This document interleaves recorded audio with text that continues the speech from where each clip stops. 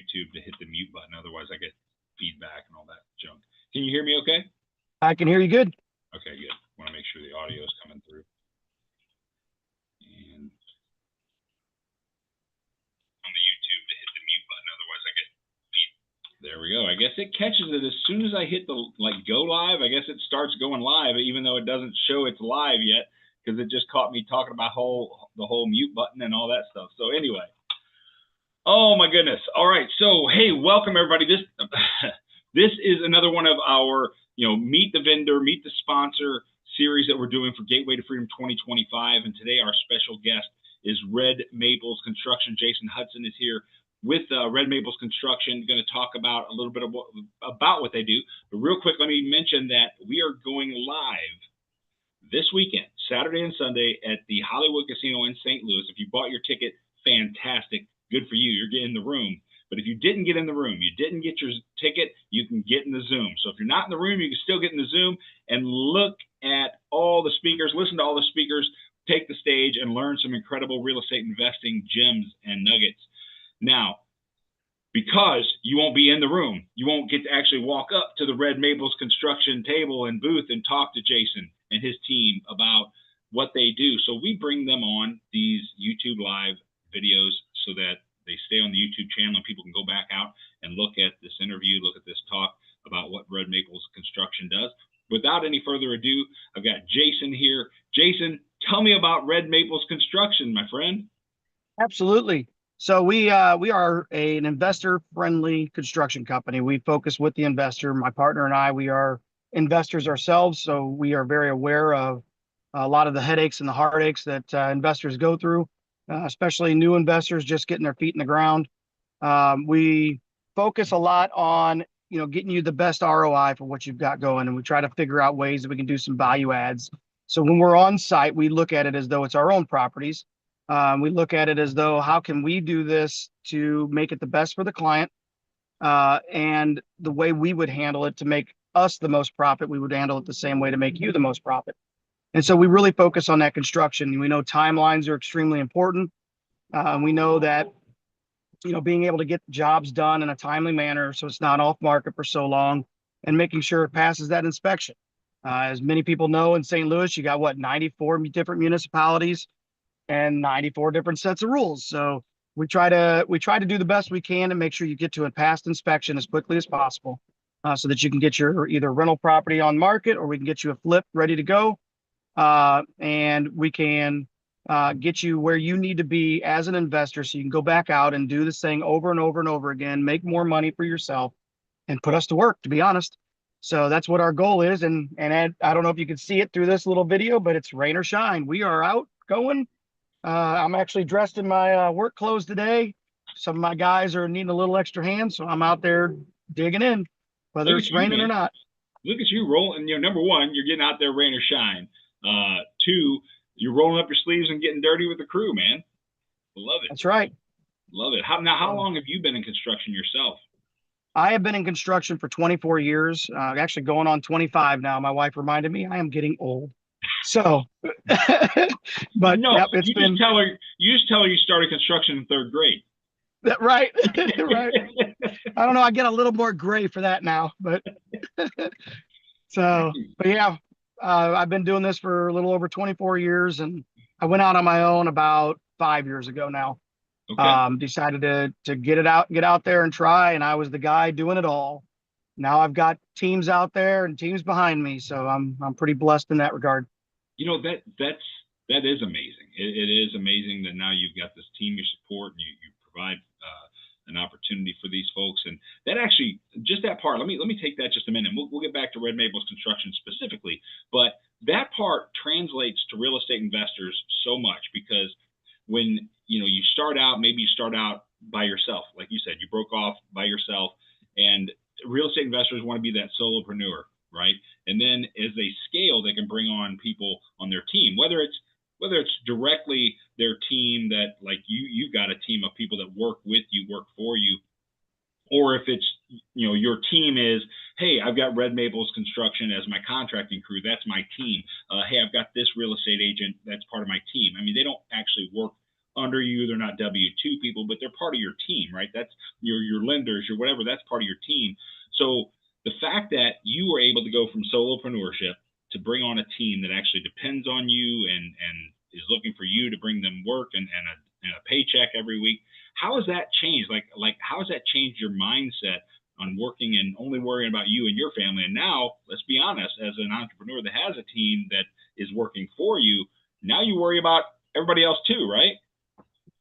That's absolutely right. So, sometimes a lot of times in construction, winter is a slowdown time. And those conversations that sometimes have to happen to say, hey, I'm not sure if we got enough work. And those conversations I hate more than anything else. So it's the idea of, okay, well, if we don't have enough work in the next couple months, it's time to hit the ground and run and get out there and meet new people and find new places. And I'm one of those people persons anyway, so I just love hanging around people. But Yeah. but it's the idea of let's get out there and we gotta bring more, because if I don't, then my guys go hungry and their families can't be met. And it's a huge responsibility. I know I want to say we've got, and company wide, I think we're at 16 or 18. I can't remember the exact number now that we have on staff, myself and my partner included, but it's a lot to hold on to. It's a lot to process through in some days. And some days, let's face it, business doesn't always go as good as you like. And those are some tough decisions to have and make. And so yeah, it's very challenging in that regard.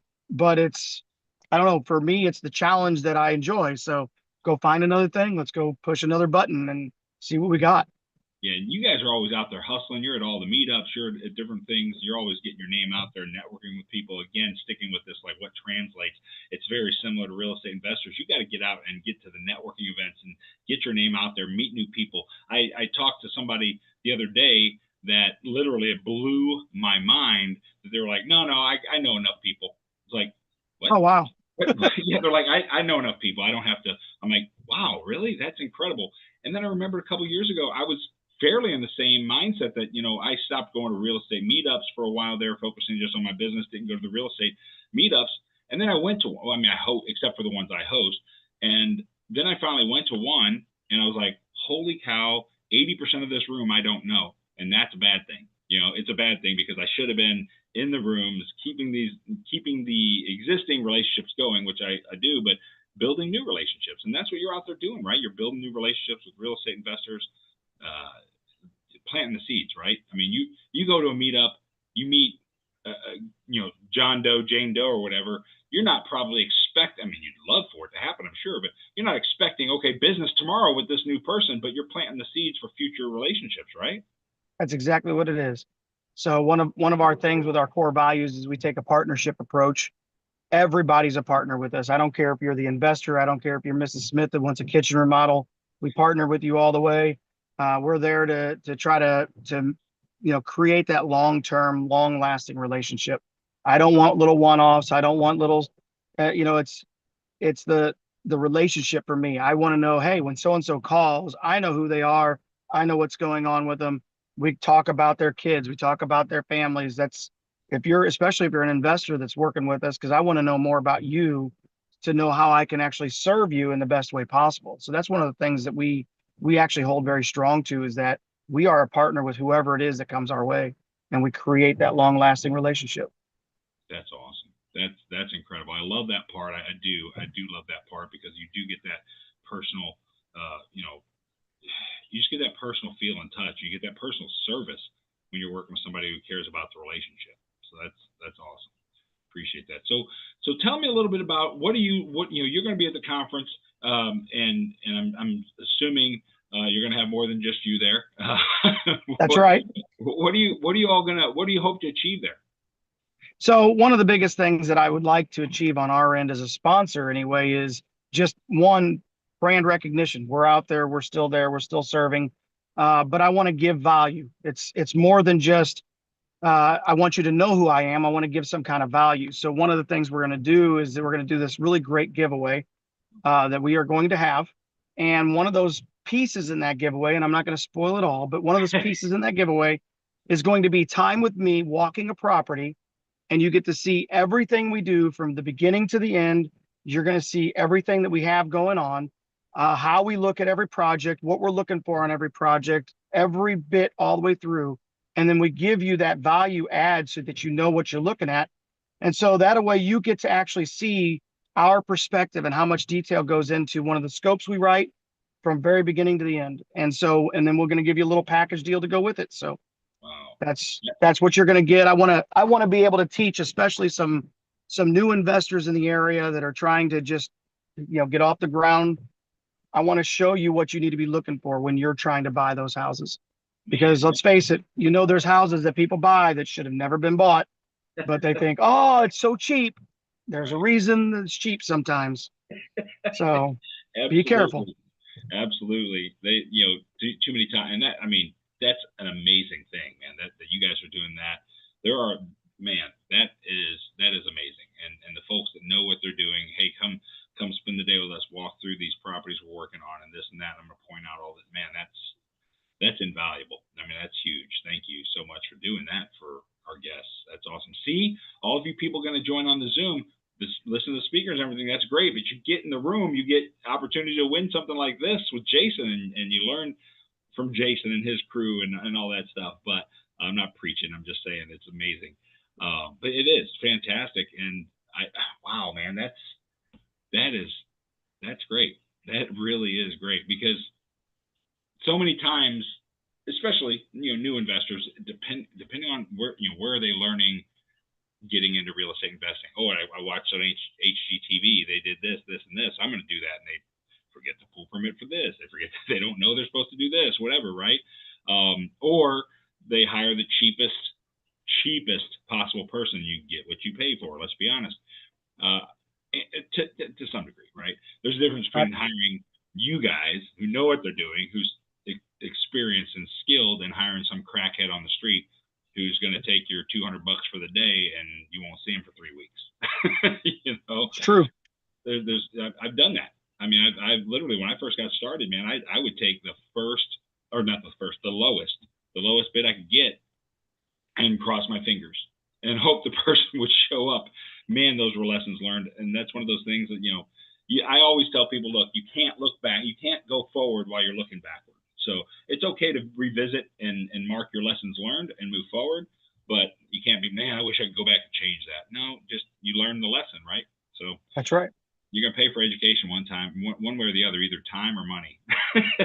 That is true. Very true. Oh, man. But so tell me, what is your, I know, because you work with all different kinds of people. You guys are investor friendly. What is the most rewarding part about working with real estate investors as a contractor? So for me, it's, again, I'm a people person. It's the relationship more than anything else. I get to bounce my ideas off of somebody who's in the field doing this, and they get to bounce their ideas off of me, and we get to grow together. I'm a very firm believer in that rising tide raises all ships. So the most rewarding thing is the actual relationship that we build, because it's a give and take on both ends, and you get to learn, you get to grow together. There are some investors that can really teach me a lot, and then there are some that I can teach a lot too. So I like that part of it. It's that education, that growing together. That is my absolute favorite part of the whole business, especially with investors. Oh man, I agree with that 100%, brother. And you can't on either side, either the contractor or the investor. I mean, the investor may have a vision, right? Like, I want whatever, white shaker cabinets with black handles and whatever here. You as a contractor can see what like trends are going on, right? And white shakers are awesome. And I was just talking to one of our sponsors that does cabinets as well. And he's like, yeah, white shakers are kind of still that's the go-to. There's obviously some different things out there, but it's that kind of thing. Like, you see what's actually getting installed. A cabinet guy can tell you what's actually getting sold. But if you've got a real estate investor that says, nope, absolutely not, I want full gray floors, and you haven't seen, I want Berber carpet, and you haven't seen Berber carpet since 1999 or 2005 or whatever, you bring that up. You can say, hey, look, you do what you want, but just letting you know, man, we don't install much Berber carpet anymore. You might, and obviously there's ways to bring that up and bring that up. But if a real estate investor is open to learning and realizing that they might not know everything. There's a way for That's them right. to grow. And the same as you, like you said, it's a give and take. You're both learning, and Yes, it is. man, that's awesome, Best brother. part of the business. It is, man. It really is, because it cracks me up when I talk about that kind of thing. It cracks me up when I'm talking as a real estate investor. I'm talking to potential sellers, and one of the questions I ask them is, when was the last time you updated your kitchen? And it's funny that so many of them will say something like, "Oh man, we did that. Actually, we just did that a few years ago. We did a massive kitchen rehab in 2005." And it sounds okay in 2005, okay, but then you do the math, you're like, holy crap, that's 20 years ago. It'd be Right. like if you went and walked the house in 2010 and they told you they did the rehab in 1990. It would have sounded like forever ago because the word 19 was in the front of it, right? But because you hear 2000, you think, oh, that was just a couple weeks ago, and you're like, oh crap, no, that was 20 years ago, right? Yep. I mean, it's nuts. So you have to do the math sometime and realize, oh yeah, we haven't had Berber carpet there for 20 years or whatever. But anyway, do you guys see much Berber carpet anywhere? No, I don't. Not anymore. No. First things to go. Right, exactly. It's almost like 20 years ago, if you walked the property, like when you guys started, you probably walked around and saw shag carpet. You're like, oh yeah, we got to pull that crap out. Yep. Is that coming back? People tell me it's coming back. I'm joking. No, not on my end. It isn't. What is now? Let me have a little fun with you about like trends or whatever. But what are you seeing like in rehabs or remodels that you're kind of shocked is actually kind of coming back? Anything? There's really not a lot that's coming back. Everybody's sticking to new stuff. They want they're changing out gold for your satin nickels, and they're changing out the sinks. Either they're going to go the black or they're going to go that satin look. I don't see a lot of the old stuff really coming back. Most people are sticking to the new. Yeah, right. Yeah, the closest thing I've seen is like the gold trim instead of brass, right? I mean, it's like, okay, there's a little bit of difference, or that mix of black and gold or whatever. There is that, yes. But otherwise, it's like, man, why don't they just go back to that nice shiny brass? Get your chrome back out. That's right, baby. That's right. You can brush your teeth while you're looking at the right. Do your hair. Well, when I used to have hair, but anyway. Oh man, it's awesome, brother. I can't wait for you guys to show up and knock it out of the park. I know you're busy. You got a job to do there, and it's I know you're probably trying to kill some time so you don't have to go out in the rain. But no, is it going to let up at all where you're at? Is it going to let up? Or yeah, they're saying it's about an hour and a half, and it'll be done. So okay, well, man, I don't have that much time. I'm just kidding. All right, I'm just kidding. No, but it's awesome, man. Is there anything else you want to tell our viewers out here who might catch this on the replay even after the conference? How can people get hold of you? Oh, that's good. Good question. So we have a website, redmaplesconstruction.com. Our main phone number is 636-206-6060. So you can reach us at either one of those locations, and we have people answering the phones all day, as well as, the website will get you where you can put your information in and get a meeting with me or, somebody on our team. Repeat that number for me. I'm going to actually drop it in the comments on the YouTube channel. Perfect. It's 636-206-6060. Oh, that's easy. Yep. 060. Awesome. See, I like easy. Yeah, right. I hear you. I put the website and the phone number in the comments there. If you're watching this on YouTube, just look down in the comments. It'll be right there, so you can check that out. Get a hold of Red Maples Construction and Jason and his team, and they're going to take care of you for any of your construction needs, and especially new investors. Reach out to these guys. They're gonna help you along the way, and that, like you said, it's a partnership approach, and want to build that relationship. So I love hearing that. I really do. And any last words of wisdom or anything you want to get out there to the viewers? Well, I would say you're going to an investors conference, and the absolute number one thing to do is network. You have got to network, or you're never going to grow what you're trying to grow. And don't think you're the smartest one in the room, because you will learn quickly that you're not always the smartest one. Man, I tell you what, I can relate to that. I'm hosting this conference, and I admittedly realize I'm not the smartest guy in the room. And that's why we bring 20 speakers on stage. That's why we have vendors out there, because if somebody came to me and said, "Hey, Rich, what kind of trellis should I use for, or what kind of joist should I use for this and that?" I'm like, brother, contact Red Maples Construction. I have no idea. Talk to them on what kind of roof you should get. Contact them on what kind of flooring you should be putting in or whatever. So, man, I appreciate you. We appreciate your support. Thank you so much for joining us today, and I look forward to seeing you this weekend, my friend. Absolutely. I will be dressed a little bit better than this. Oh, really? Okay, I'm going to hold you to it. All right. All right, Thank you, buddy. Rich.